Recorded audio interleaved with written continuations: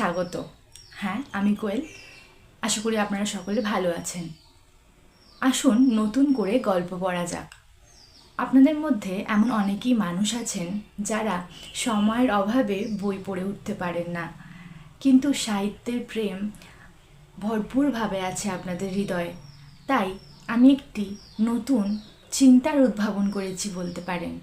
এই যে বড় বড় গল্পগুলি, উপন্যাসধর্মী গল্পগুলি আপনাদের কাছে নিয়ে আসবো খুব ছোট করে।